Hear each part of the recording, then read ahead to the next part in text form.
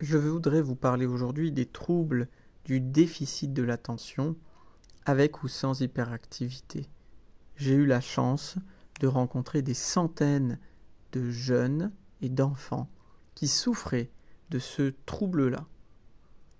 J'ai, grâce à eux, pu comprendre pourquoi ils étaient à ce point distraits, pourquoi ils ne parvenaient pas à rester concentrés, pourquoi ils semblaient être absorbés par autre chose que les tâches, les conversations, les échanges dans lesquels pourtant ils étaient, leur difficulté à terminer les choses, à ne pas les repousser au lendemain, leur façon d'éviter beaucoup des tâches qui demandent des efforts sur le long cours, et même leur façon toute bête de perdre, d'avoir des oublis, etc.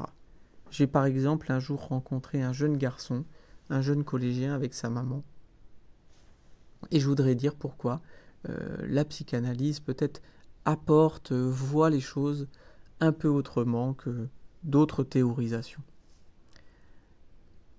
Ce jeune garçon donc venait parce qu'il avait tous ces symptômes, ne parvenait plus à rester à l'école, était angoissé tout le temps, il n'arrivait pas à avoir l'attention qu'on demandait de lui, et pourtant il vivait dans un état d'angoisse dont il n'arrivait pas à se défaire, même lorsqu'il restait chez lui. C'est-à-dire même loin des activités dont il disait que c'était cela qui le stressait, cela qui l'angoissait, et bien même loin d'elle, quand il cessait de les faire, il restait angoissé. Et donc, je l'ai reçu avec sa maman, qui m'a expliqué beaucoup de choses sur son fils, et lui restant assez muet, puis il a pu prendre un peu plus la parole. Et donc, avec l'analyse, qu'est-ce qu'on comprend ? Dans son cas, il y avait une attention depuis l'enfance, depuis sa naissance, très importante de la part de sa mère, et un déficit d'attention de la part de son père. Sa mère avait été présente dans tous les instants, dormant avec lui, lui suggérant toutes les réponses aux questions qu'il se posait, étant immédiatement là en cas de trouble de son fils. Donc dès qu'il y avait un petit trouble, il avait l'attention de sa mère. L'attention qu'elle lui proposait était une attention continue, qui n'était jamais troublée par personne. La mère elle-même reconnaissait que l'attention qu'elle portait pour son fils était parfois un peu excessive, parfois un peu envahissante. Et le père, lui, restait en marge, à distance. Il n'arrivait pas à rentrer en dialogue avec son fils. Il en était, disait-il, incapable, pour des raisons familiales. Autrement dit, il avait toujours manqué d'attention, et aujourd'hui il ne savait pas comment donner la sienne à son fils. Ce qui faisait que son fils vivait dans l'univers maternel, qui était un univers de crainte, un univers que la mère exprimait comme « tout est dangereux, tout est menaçant, il faut que mon fils fasse très attention ».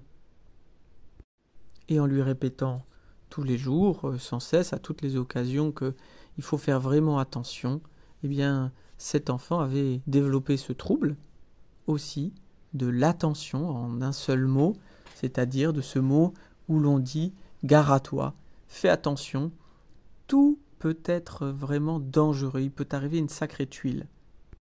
Cela avait développé chez son fils, entre autres choses, un état de tension permanente qui n'était même pas résolu par l'évitement. Donc la tension qu'il ressentait était envahissante, angoissante. Il était dans un état où il ne parvenait pas à s'échapper, à sortir. Et pourtant, il ne rêvait que de ça. Dès qu'il avait un petit instant, il rêvait à des territoires inconnus, à des conquêtes. Ainsi, grâce aux troubles qu'il avait pu manifester à l'école, eh bien, on avait fait attention à lui peut-être d'une autre manière. Et ses parents avaient convenu de l'amener donc voir un psy pour essayer de comprendre si cette nouvelle attention qui pouvait lui être portée, autrement que cela était fait en famille, pouvait peut-être ouvrir l'attention sur un point de détail, à une dynamique, à un environnement, à des mots, à des paroles qui jusqu'à présent avaient été recouvertes par le trouble.